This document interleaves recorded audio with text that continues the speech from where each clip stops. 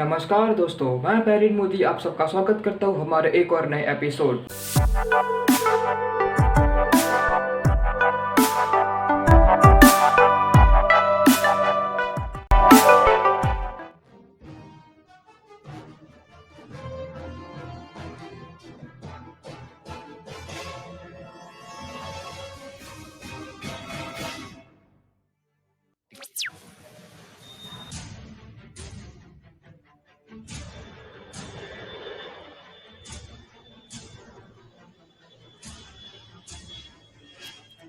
काठमांडू से दिल्ली आ रहे Indian airlines के विमान का आज अपहरण कर लिया गया है। दोस्तों, अभी आपने जो ये वीडियो देखा वो था भारत में हुए सबसे बड़े प्लेन हाईजैकिंग की कहानी की। हमारी कहानी शुरू होने से पहले मैं आपको बता दूं कि जो फिल्म बेल बॉटम रिलीज हो गई है उसकी जो प्लॉट है वो सेम टू सेम इसी के स्टोरी के बेस्ड ही है, लेकिन यहाँ पे कुछ सीन्स को और चेंज कर दिया गया है ताकि व्यूवर्स का एक्सपीरियंस बढ़ाया जा सके। तो ये कहानी शुरू होती है 24 अगस्त 1984 में, जब करीब सुबह के 7:30 बजे इंडियन एयरलाइंस का प्लेन 421, जो कि इस प्लेन को हैंडल कर रहे थे कैप्टन वीके मेहता, वो अपनी उड़ान भर रहा था, यानी कि टेक ऑफ कर रहा था दिल्ली से। और तभी 7 खालिस्तानी आतंकवादी जो कि 20 साल की उम्र के थे वो लोग प्लेन को हाईजैक करने आ पहुँचे। मैं यहाँ पे खालिस्तानी शब्द इसे ये यूज़ कर रहा हूँ क्योंकि उस वक्त पंजाब में जो सिख कम्युनिटी थी वो लोग अपने लिए पूरा एक देश की मांग कर रही थी, लेकिन इसे भारत सरकार ने मान्य नहीं रखा। ये एक पूरी अपनी अलग कहानी है। तो कि ये प्लेन को हाईजैक करने के बाद ये आतंकवादियों ने ऐसी मांग की कि प्लेन को अमृतसर के गोल्डन टेम्पल के इर्द गिर्द घुमाया जाए, लेकिन थोड़े टाइम तक वहाँ पे घूमने के बाद ये लोगों ने फिर से डिमांड की कि प्लेन को लाहौर लिया जाए, जो कि पाकिस्तान में है। तो फिर कैप्टन वीके मेहता ने प्लेन को वहाँ पे डाइवर्ट किया। लाहौर पहुँचने के जब जो वहाँ के एयरपोर्ट ऑफिशियल्स थे, सबसे पहले तो उन्होंने परमिशन नहीं दी क्योंकि पाकिस्तान ये जो पूरा टेररिस्ट अटैक था वो अपने सर पे नहीं लेना चाहता था, इसलिए उन्होंने सबसे पहले तो परमिशन नहीं दी। लेकिन जब कैप्टन वीके मेहता ने बहुत ही प्लीज़ किया कि भाई हमें परमिशन दे दो, क्योंकि उनके पास फ्यूल बहुत ही कम था, बाद में लाहौर के जो एयरपोर्ट ऑफिशियल्स थे उन्होंने परमिशन दी प्लेन को लैंड कराने की। और प्लेन लैंड हो जाने के बाद जो खालिस्तान के आतंकवादी थे उन्होंने एयरपोर्ट ऑफिशियल्स के साथ ये नेगोशिएट किया और डिमांड की कि उन्हें फ्यूल रिफिलिंग का मौका दिया जाए, लेकिन एयरपोर्ट ऑफिशियल ने उनकी ये डिमांड को इग्नोर कर दिया। फिर आतंकवादी सारे वापस आ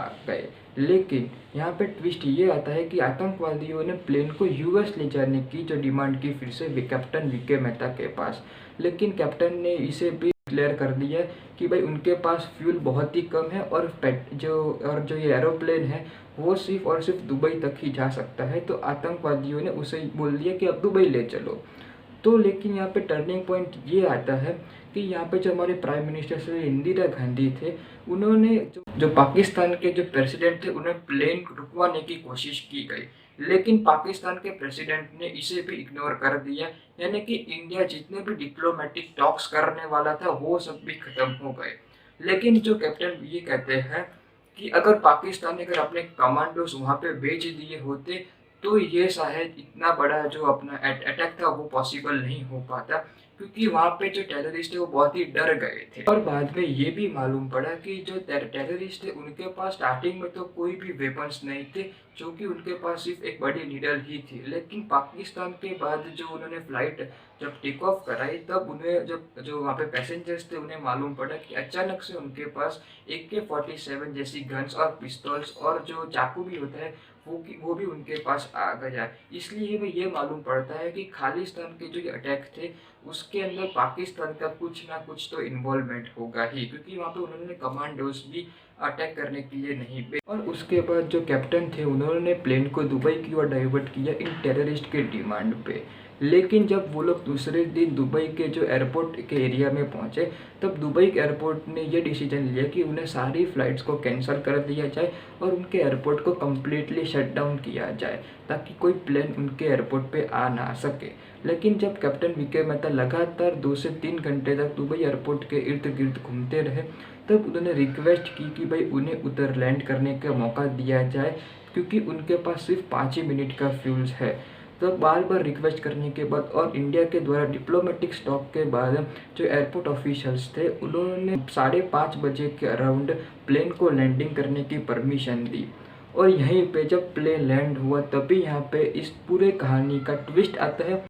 और जब प्लेन लैंड हुआ तभी जो हमारे इंडिया के प्राइम मिनिस्टर इंदिरा गांधी जी थे, उन्होंने यूएई के जो डिफेंस मिनिस्टर थे मोहम्मद शेख राशिद उल मखदूम को फ़ोन किया और उन्हें डिप्लोमेटिक टॉक्स में बीच में आने की बात की गई। और जो यूएई के जो डिफेंस मिनिस्टर थे उन्होंने हाँ भी कर दिया और जो यूरोप से डायरेक्ट यूएई आ पहुँचे इन टेररिस्ट के साथ नेगोशिएट करने। और उतने ही देर में इंडिया ने कुछ अपने कमांडोज को भेजा इस ऑपरेशन करने के लिए। खुशखबरी की बात तब आती है कि जब मोहम्मद राशिद इन टेररिस्ट के साथ जब नेगोशिएट कर रहे थे तब इंडियन आर्मी ने कमांडोज भेजकर एक ऑपरेशन भी हाथ लिया था, जिसमें इन्होंने 2 टेररिस्ट का एनकाउंटर भी कर दिया गया था और बाकी के टेररिस्ट ने डायरेक्टली सरेंडर कर दिया था और इन लोगों ने इंडियन आर्मी को सौंप दिए थे। और इसके बाद हमें ये पूरी कहानी से मालूम पड़ता है कि इस कहानी में 2 कैरेक्टर सबसे मेन थे, एक कैप्टन वीके मेहता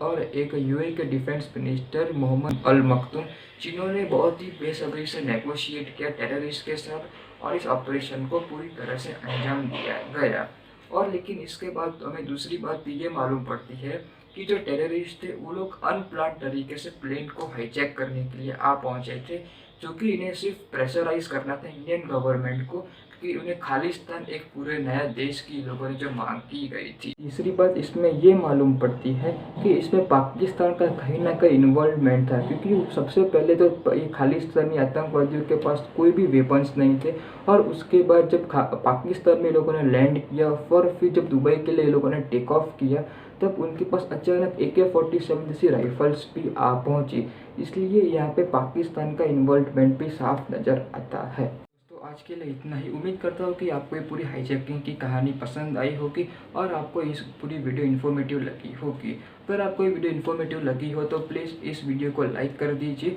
और कमेंट सेक्शंस में अपने सजेशन भी लिख दीजिए, ताकि हमें नए वीडियोस बनाने का मोटिवेशन भी मिलता रहे। और आखिर में दोस्तों प्लीज़ इस चैनल को सब्सक्राइब भी कर लीजिए और उस पर आने वाले बेल आइकन को भी दबा दीजिए, ताकि आपको हमारे वीडियोस जल्द से जल्द मिलते रहे।